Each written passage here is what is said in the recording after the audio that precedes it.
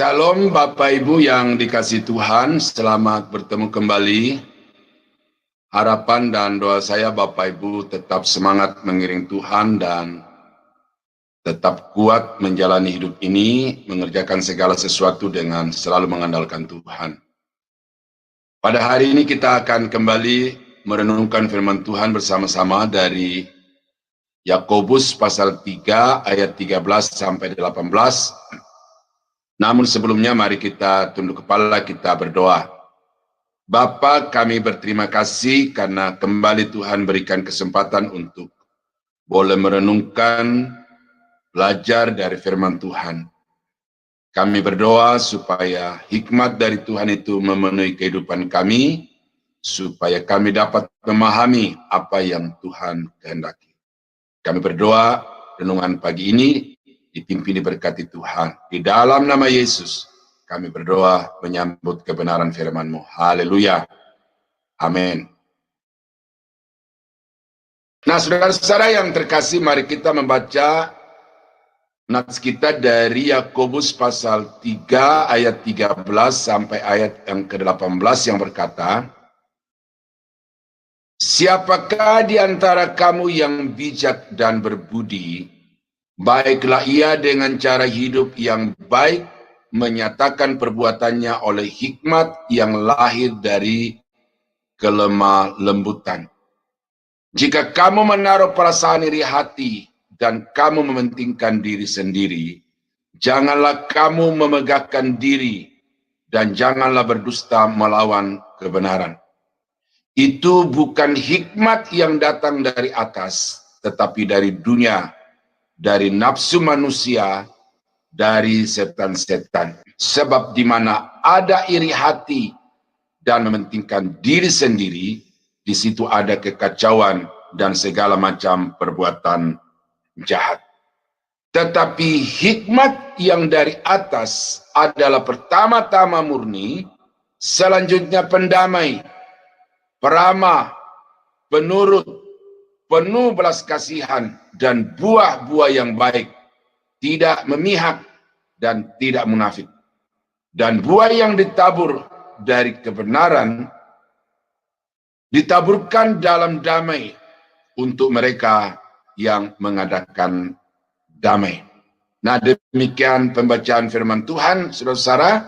Dari nats ini kita bisa melihat bahwa ada hikmat yang dari dunia, ada hikmat dari nafsu manusia, ada hikmat dari setan-setan. Tetapi juga ada hikmat yang dari atas. Nah, Yakobus mengatakan kita harus menolak hikmat yang dari setan, yang dari dunia, yang dari manusia itu. Tetapi hendaklah kita memiliki hikmat yang dari atas. Nah, tanda-tanda dari orang yang memiliki hikmat yang dari atas itu dinyatakan dengan jelas di dalam ayat-ayat ini. Kita sudah membahas 3 yang pertama, dan sekarang kita akan masuk di dalam hikmat, tanda-tanda hikmat yang dari atas itu pada poin-poin berikutnya. Nah, yang dikatakan di dalam ayat yang ke-17 bahwa tetapi hikmat yang dari atas adalah pertama-tama murni. Nah, ini. Jadi orang yang memiliki hikmat yang dari atas itu akan nampak di dalam kehidupannya sifat yang murni itu. Apa yang dimaksud dengan murni di sini, saudara? Itu kalau kita baca di dalam terjemahan yang lain atau versi yang lain, khususnya di sini dari terjemahan lama, dikatakan, tetapi kebijakan yang dari atas itu pertama-tama suci. Nah, jadi murni di dalam Alkitab terjemahan baru, itu dalam terjemahan lama dipakai kata suci. Dalam terjemahan bahasa Inggrisnya dipakai kata pure. Ya, murni atau suci. Nah, jadi yang saya mau angkat di sini, saudara, bahwa orang yang memiliki hikmat dari atas itu tampak tanda-tandanya. Nah, di dalam kehidupan orang itu akan ada bukti yang nyata dalam bentuk kehidupan yang suci. Nah, saya mau bagi kesucian ini, kemurnian ini di dalam dua wilayah kehidupan manusia. Yang pertama itu adalah kehidupan yang tanpa dosa. Jadi bagaimana hidupnya supaya murni, supaya suci di hadapan Tuhan. Itu dikatakan di dalam 1 Petrus 1 ayat yang ke-15-16.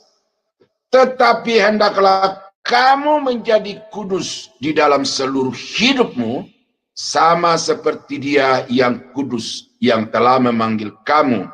Sebab ada tertulis, kuduslah kamu, sebab aku kudus.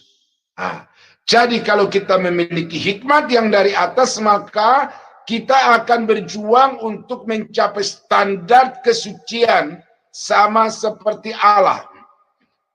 Ini tidak jadi di dalam sekejap, tetapi ini adalah satu kehidupan yang berkembang, yang berproses, yang berprogresivitas di dalam kehidupan kita.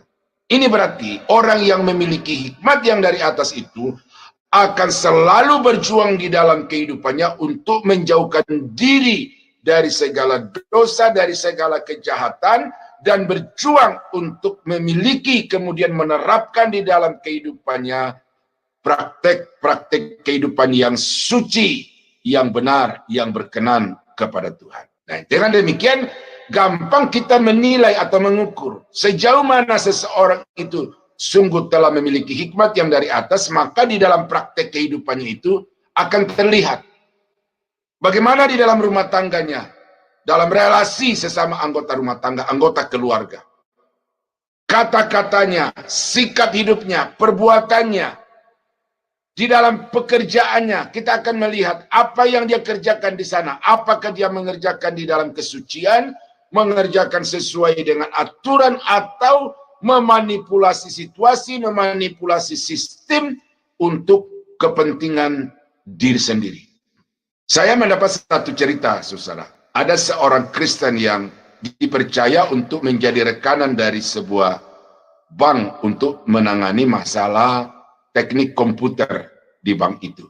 Nah, lalu kepandaiannya itu dia berlaku melampaui apa yang menjadi tugasnya untuk memperbaiki komputer dan untuk memperbaiki sistem. Akhirnya kepercayaan bank itu kepada dirinya dia pakai untuk mementingkan diri sendiri. Lalu dia menciptakan satu sistem yang tidak diketahui oleh manajemen, di mana setiap orang yang menutup rekening itu ada sisa-sisa. Ya, baru saya tahu dari teman yang lain juga yang sempat mempraktekkan itu namanya mencari rupiah. Mungkin ada yang 1.000, mungkin ada yang 10.000, ya besar kecilnya. Tetapi ada orang yang ketika sudah jumlah tertentu itu dia sudah malas untuk mengurusnya ke bank, dan karena itu dibiarkan. Nah, harusnya itu menjadi milik bank. Tetapi orang yang dipercaya oleh bank untuk menangani sistem komputer di perusahaan itu, dia membuat satu sistem sehingga setiap sisa dari rekening yang ditutup yang tidak diambil oleh pemiliknya itu secara otomatis masuk ke dalam rekeningnya dia. Nah, baru dikatakan apa? Setelah diketahui dalam waktu yang tertentu orang ini memiliki uang miliaran di bank itu. Dari mana didapat, kata bank itu kepadanya? Nah, itu karena dari dia menciptakan sistem itu. Nah, jadi ini adalah orang yang berperilaku tidak kudus, tidak suci di dalam pekerjaannya. Pandai, pintar, mampu, kapabilitasnya tinggi. Tetapi hikmatnya adalah hikmat dunia, hikmatnya adalah hikmat manusia yang dikendalikan oleh nafsu, dan bukan hikmat yang dari atas. Karena kalau hikmat yang dari atas itu harus suci. Apa yang menjadi haknya itu dia ambil, apa yang menjadi hak orang lain itu dia tidak ambil bagi dirinya sendiri. di pemerintahan, di institusi negara ini. Ada banyak orang-orang Kristen, tetapi juga banyak di antara mereka yang harus masuk ke dalam penjara oleh karena melakukan manipulasi dari apa yang dipercayakan oleh negara, oleh masyarakat kepadanya. Nah, jadi itu kehidupan yang suci di dalam segala aspek dan di dalam segala bidang kehidupan harus nyata di dalam kehidupan orang-orang yang memiliki hikmat yang dari atas. Nah, yang kedua, wilayah yang kedua di dalam kehidupan orang-orang yang memiliki hikmat yang dari atas itu yang harus dijaga kesucian dan kemurniannya adalah motivasi pelayanan, motivasi pengabdian diri kepada Tuhan. Di dalam Roma pasal 16 ayat yang ke-17 dan ayat yang ke-18, tetapi aku menasihatkan kamu saudara-saudara, supaya kamu waspada terhadap mereka yang bertentangan dengan pengajaran yang telah kamu terima, menimbulkan perpecahan dan godaan. Sebab itu, hindarilah mereka. Sebab orang-orang demikian tidak melayani Kristus, Tuhan kita, tetapi melayani perut mereka sendiri. Dan dengan kata-kata mereka yang muluk-muluk dan bahasa mereka yang manis, mereka menipu orang-orang yang tulus hatinya. Nah, jadi kita melihat dari temuan Paulus ini bahwa ada orang-orang yang katanya hamba Tuhan, pelayan Tuhan, tetapi motivasi orientasi pelayanan mereka bukan untuk kemuliaan Tuhan, tetapi untuk perut mereka, untuk kepentingan mereka. Dan karena itu dikatakan mereka memperdayakan jemaat, memperdayakan orang-orang yang tulus di dalam mereka memberi kepada Tuhan. Pemberian jemaat itu tidak untuk kemuliaan Tuhan, tetapi untuk menjadi kekayaan dan kemuliaan dari pendeta-pendeta itu. Nah, ini orang-orang yang tidak memiliki hikmat yang dari atas karena mereka tidak takut untuk berbuat dosa. Ya, sementara hikmat yang dari atas itu justru suci, murni, tanpa cacat dan tanpa celah. Jadi, kalau saudara itu memiliki hikmat dari atas, maka mari kita tunjukkan di dalam kehidupan kita dan juga di dalam pelayanan kita, supaya sungguh-sungguh nyata apa yang murni, yang suci, yang berkenan kepada Tuhan itu. Nah, yang berikut sebagai tanda daripada orang yang memiliki hikmat yang dari atas adalah dia menjadi orang yang membawa damai atau pembawa damai, atau di dalam istilah populernya itu peacemaker, bukan troublemaker, ya, bukan orang yang menimbulkan kekaduhan, tetapi orang yang senantiasa membawa damai dimanapun dia ada, dimanapun dia hadir di sana untuk membawa kedamaian. Nah, di dalam teks yang kita baca tadi, di dalam ayat yang ke-17 dikatakan, tetapi hikmat yang dari atas pertama-tama murni, kemudian pendamai. Nah, ini saya sudah kasih warna tersendiri, bahwa ini tanda berikut yang harus diperjuangkan, dimiliki dan dibuktikan di dalam kehidupan orang-orang yang memiliki hikmat yang dari atas, yaitu bahwa mereka harus menjadi pembawa damai dimanapun Tuhan hadirkan mereka, baik di dalam rumah tangga, di dalam gereja, di dalam masyarakat, atau di bidang pekerjaannya. Di sana dia harus menjadi orang-orang yang membawa damai. Markus 9 ayat 50 berkata, garam memang baik, tetapi jika garam menjadi hambar, dengan apakah kamu mengasinkannya? Hendaklah kamu selalu mempunyai garam dalam dirimu dan selalu hidup berdamai yang seorang dengan yang lain. Jadi kehidupan kita itu diibaratkan seperti garam yang memberi rasa, yang memberi kenikmatan kepada orang-orang yang ada di sekitar kita. Dan karena itu ajaran dari Markus 9:50 dikatakan, hendaklah kamu selalu berdamai antara seorang dengan yang lain di dalam sepanjang hidupmu, di dalam segala aspek kehidupan. Itu sesuatu yang harus muncul, yang harus nyata di dalam kehidupan orang-orang yang memiliki hikmat yang dari atas. Menciptakan kedamaian, membawa kesejahteraan kepada semua umat manusia, terutama yang berinteraksi dengan dirinya. Tetapi banyak orang tidak paham itu. Ya. Saya berpikir juga di dalam situasi dunia sekarang ini, waktu pertama kali penemu atom itu menemukan atom, dia dedikasikan penemuannya itu untuk kebaikan dan kesejahteraan umat manusia. Jadi kepandaian atau hikmat itu dia pakai untuk kesejahteraan umat manusia, kebaikan umat manusia dan alam semesta. Jadi itulah yang namanya hikmat yang dari atas. Tetapi kemudian dalam perkembangan selanjutnya, orang berganti orang, generasi berganti generasi, maka atom ini tidak lagi dipakai untuk kebaikan kesejahteraan manusia, tetapi telah direkayasa untuk menjadi alat penghancur.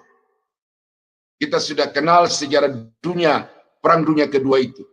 Bagaimana Nagasaki dan Hiroshima itu hancur oleh karena bom yang dijatuhkan oleh tentara-tentara Amerika. Nah, jadi harusnya penemuan itu dipakai untuk menciptakan kedamaian, kesejahteraan, kebahagiaan umat manusia, tetapi orang-orang yang dikuasai dengan hikmat dunia, dengan hawa nafsu dunia, dengan hikmat yang dari iblis, dia mempergunakan kepandaiannya untuk menghancurkan umat manusia, menciptakan kegaduhan dan ketakutan di atas muka bumi ini.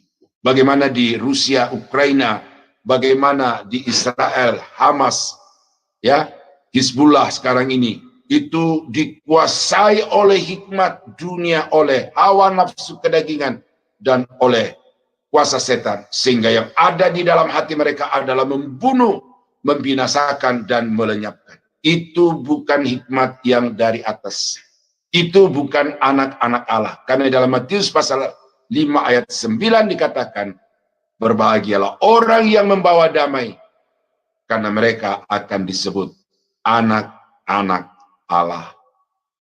Ya, jadi orang yang memiliki hikmat yang dari atas itu akan berjuang, memperjuangkan hidupnya dan kehadirannya di tengah-tengah masyarakat untuk membawa kedamaian. Karena itulah wujud nyata dari hikmat yang dari atas. Nah, kita perlu belajar kepada Paulus. Dalam 2 Korintus pasal 5 ayat 18-19 berkata, dan semuanya ini dari Allah, yang dengan perantaraan Kristus telah mendamaikan kita dengan dirinya, dan yang telah mempercayakan pelayanan pendamaian itu kepada kami. Sebab Allah mendamaikan dunia dengan dirinya oleh Kristus, dengan tidak memperhitungkan pelanggaran mereka. Ia telah mempercayakan berita pendamaian itu kepada kami. Nah, jadi Paulus di sini sadar apa panggilan hidupnya.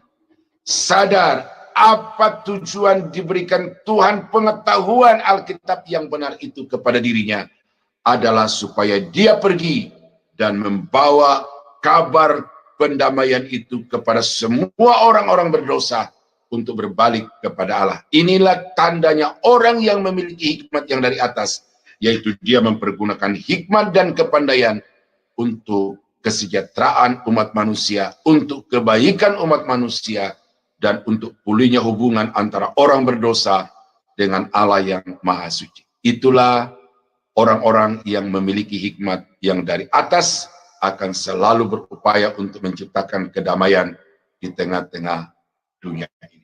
Nah, saudara dan saya sebagai anak-anak Tuhan perlu sadar dan mengerti ini, kemudian harus mengambil tanggung jawab ini. mengemban pelayanan pendamaian, supaya di mana saudara hadir, di sana ada kedamaian, ada sukacita dinikmati oleh masyarakat sekitar. Saya punya teman dulu, sama hamba Tuhan, dia melayani di satu komplek. Kami berkenalan, kami suka bermain bersama-sama. Tetapi kemudian hamba Tuhan itu pergi, pindah dari komplek itu. Saya datang ke rumahnya, sudah tidak ada lagi di situ, lalu saya tanya kepada tetangga-tetangga, apa sebab teman itu pindah, padahal dia sudah punya rintisan jemaat di komplek itu. Lalu masyarakat di kiri kanan itu bercerita bahwa masyarakat tidak begitu suka kehadiran Bapak ini, keluarga hamba Tuhan ini, oleh karena selalu menimbulkan kegaduhan. Dengan tukang-tukang sayur itu hampir tiap hari ribut oleh karena masalah-masalah sepele, mungkin tawar-menawar dan tidak tercapai kesepakatan lalu marah. Juga dengan tetangga-tetangga, selalu saja ada masalah-masalah timbul di antara keluarga hamba Tuhan ini dengan lingkungan sekitar. Nah, berarti dia tidak memiliki hikmat yang dari atas. Dia mempergunakan kepandaian teologi untuk kepentingan diri sendiri dan bukan dipakai untuk mendamaikan orang-orang yang bermasalah untuk kembali akur, hidup rukun. Dia tidak mempergunakan pengetahuan teologianya untuk mendamaikan orang-orang berdosa dengan Allah, tetapi dia pakai untuk kepentingan sendiri, bahkan tanpa ada rasa takut, tanpa ada rasa bersalah. Dia menimbulkan kegaduhan di tengah-tengah lingkungan masyarakat di mana dia sedang melayani. Nah, karena itulah saudara, maka orang yang memiliki hikmat yang dari atas itu akan selalu berjuang untuk mengupayakan dan menghadirkan kedamaian di tengah-tengah lingkungan masyarakat di mana dia ditempatkan Tuhan. Nah, yang berikut hari ini, ya, apa tanda daripada orang yang memiliki hikmat yang dari Tuhan itu? Dikatakan ayat yang ke-17 masih, tetapi hikmat yang dari atas adalah pertama-tama murni, selanjutnya pendamai, selanjutnya peramah. Kata ramah, tetapi ini peramah. Berarti sesuatu yang dikerjakan oleh orang itu. Ya. Nah, apa peramah itu? Atau apa arti ramah itu? Saya tunjukkan kepada saudara, Bapak Ibu, beberapa ayat dalam Alkitab yang memiliki makna yang sama dengan peramah itu. Nah, di dalam Yosua pasal 2 ayat 12, Yosua berkata, maka sekarang bersumpahlah kiranya demi Tuhan, bahwa karena aku telah berlaku ramah.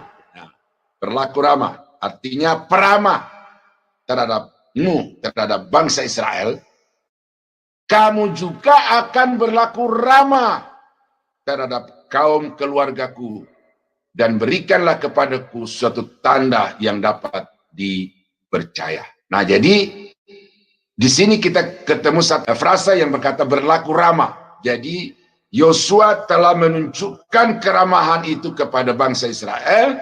Sekarang Yosua meminta sikap yang sama dari bangsa Israel, berlaku ramah terhadap Yosua dan kaum keluarganya. Nah, apa kata ramah itu? Di dalam bahasa Inggris dikatakan, ini King James ya, now therefore, sekarang karena itu, I beg you, aku meminta dengan sangat, atau aku mengemis kepadamu, swear to me by the Lord, bersumpahlah atau berjanjilah kepadaku dengan nama Tuhan, bahwa aku, since I have shown you kindness, karena aku telah menunjukkan kepadamu kebaikan. Nah, di sini kata kebaikan itu disepadankan dengan kata ramah. Berarti ramah itu adalah berlaku baik, bersikap baik terhadap orang lain.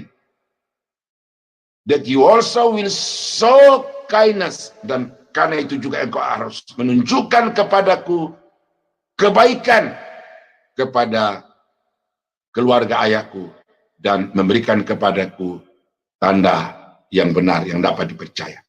Itu bahasa Inggrisnya adalah kindness. Rama artinya kebaikan dalam bahasa Inggris. Nah, diterjemahkan juga ke dalam versi bahasa Indonesia yang lain dikatakan, terjemahan lama Alkitab kita, maka sekarang berjanjilah dengan aku pakai sumpah demi Tuhan. Tegal aku sudah berbuat kebajikan. Nah, jadi kata Rama itu diterjemahkan juga dengan kata kebajikan. Aku telah berbuat kebajikan kepadamu, maka sekarang berbuat jugalah kebajikan kepada keluarga ayah.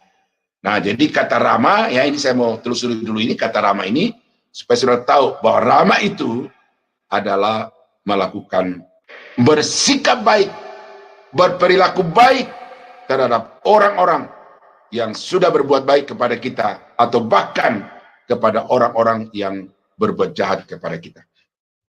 Nah, di dalam 2 Samuel pasal 1 ayat 26, ini Daud berbicara kepada Yonatan, anak dari Raja Saul. Merasa susah aku karena engkau, saudaraku Yonatan. Engkau sangat ramah kepadaku. Bagiku cintamu lebih ajaib daripada cinta perempuan. Nah, saudara-saudara yang kekasih dalam Tuhan, kalau saudara belajar hubungan antara Daud dan Yonatan itu adalah dua sahabat yang sangat-sangat karib. Dan memang kalau kita belajar di dalam Alkitab itu, bahwa hubungan yang dijalin berdasarkan persahabatan itu lebih kuat dari hubungan yang diikat dengan hubungan darah, katakanlah adik kakak. Bahkan di sini Daud berkata bahwa keramahanmu kepadaku, kebaikanmu kepadaku itu lebih daripada cinta seorang perempuan kepadaku, kata Daud. Atau cinta, kasih sayang yang terjalin antara Daud dan Yonatan itu melebihi kasih sayang atau cinta kasih yang terjalin antara seorang suami dan istri. Suami dan istri bisa terputus hubungannya, bisa bercerai, tetapi persahabatan antara Daud dan Yonatan itu tidak pernah putus. Bahkan kalau kita baca di dalam 1 Samuel itu, hubungan mereka itu sampai lintas generasi. Jadi suatu hubungan kasih sayang yang luar biasa. Ini Daud mengistilahkan dengan keramahan. Nah, di dalam King James dikatakan, I am distressed for you, my brother Yonatan. You have been very pleasant to me. Tuh. Engkau telah berlaku sangat menyenangkan bagiku. Ya, kasihmu, your love to me was wonderful. Kasihmu kepadaku sungguh sangat baik. Surpassing the love of woman. Jadi kasihnya Yonatan itu diistilahkan dengan keramahan. Dan ternyata keramahan itu sama dengan menyenangkan. Nah, jadi orang yang memiliki hikmat yang dari atas itu, peramah artinya orang itu akan selalu bersikap baik kepada orang-orang yang ada di sekitarnya, terutama orang-orang yang telah berbuat baik kepadanya. Dalam hidupnya tidak ada ungkapan air susu dibalas dengan air ketuban. Tidak ada istilah kejahatan dibalas dengan kejahatan. Tidak ada istilah pengkhianatan. Tetapi yang ada di dalam diri orang-orang yang memiliki hikmat yang dari atas adalah dia akan selalu menunjukkan kebaikan demi kebaikan kepada semua orang, terutama kepada orang-orang yang sungguh telah berbuat baik kepadanya. Nah, jadi karena itu saudara-saudara, kalau saudara mau supaya hidup saudara dipenuhi dengan hikmat yang dari atas, atau kalau saudara berkata bahwa saya telah memiliki hikmat yang dari atas, mana buktinya? Apakah engkau sudah berbuat baik kepada orang tuamu yang sudah sungguh-sungguh berbuat baik kepadamu, ataukah engkau berlaku durhaka kepada orang tuamu? Ada beberapa berita di media sosial, seorang anak membunuh orang tuanya hanya karena masalah kalung milik orang tuanya. Ada anak yang membunuh orang tuanya hanya karena ingin mendapatkan harta warisan dari orang tuanya. Ada anak yang mengadukan orang tuanya ke kepolisian hanya karena masalah harta orang tua yang diklaim sebagai miliknya. Ini bukti nyata di dalam kehidupan kita, susah, bahwa kedurhakaan itu merajalela di antara umat manusia. Saya ingat sedikit ini, mumpung saya ingat ini. Lee Kuan Yew, Perdana Menteri Singapura, pernah mengeluarkan suatu ketetapan bahwa orang tua tidak boleh memberikan seluruh miliknya atau hak waris kepada anak-anaknya selama dia masih hidup.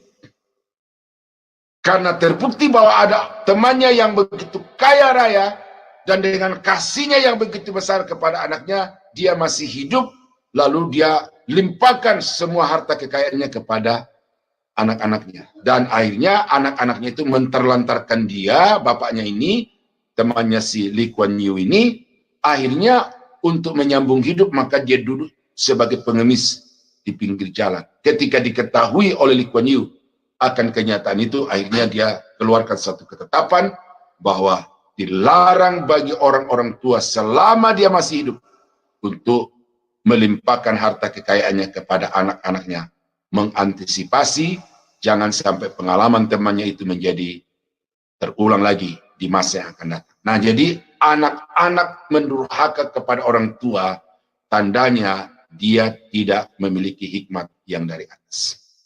Dalam persahabatan atau pertemanan, di dalam kongsi, memulai sesuatu pekerjaan bersama-sama, tetapi kemudian di tengah jalan mengkhianati temannya.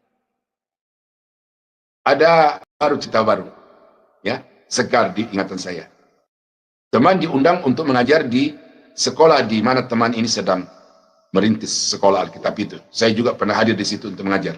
Dan sekarang status saya masih dosen di sekolah itu. Nah, lalu ada teman karena jauh dan di lokasi itu ada murid beberapa, maka di rumah teman itu, dosen yang datang mengajar itu dibuka kelas sebagai bagian dari STT di mana kami mengajar bersama-sama. Tetapi kemudian teman ini kan dia pikir, ini kan di rumah kita, yang mengajar ya kita. Bagaimana caranya supaya tadinya ini dibawa STT yang lama supaya menjadi miliknya. Akhirnya rancanglah sesuatu dan memang pada akhirnya lembaga itu menjadi miliknya. Jadi awal mulanya kita kelola bersama-sama untuk kesejahteraan bersama-sama, tetapi kemudian disabotase untuk menjadi miliknya sendiri. Ini berarti apa? Dosen ini tidak memiliki hikmat yang dari atas. Gagal untuk membuktikan di dalam hidupnya bahwa dia memiliki hikmat yang dari atas. Karena apa? Karena dia melakukan pengkhianatan, membalas kebaikan orang dengan kejahatan. Ya. Jadi saudara-saudara kekasih dalam Tuhan, itu 3 hal hari ini tanda dari orang yang memiliki hikmat yang dari atas. Hidupnya suci, dia akan selalu menghasilkan kedamaian di tengah-tengah masyarakat, dan dia akan selalu bersikap baik, bahkan lebih baik lagi kepada orang-orang yang berbuat baik kepadanya. Nah, kita akan lanjutkan lagi di hari yang akan datang, ya. Tetapi sampai di sini dulu, bahwa kalau saudara itu sungguh-sungguh telah memiliki hikmat yang dari atas, mari kita jangan hanya klaim diri sebagai pemilik hikmat Tuhan, tetapi mari kita tunjukkan, kita buktikan dalam kehidupan kita bukti daripada hikmat Tuhan itu. Dan dengan demikian, hidup saudara dan saya akan menjadi berkat bagi sesama dan juga menjadi kemuliaan bagi nama Tuhan. Kita tunduk kepala, kita berdoa.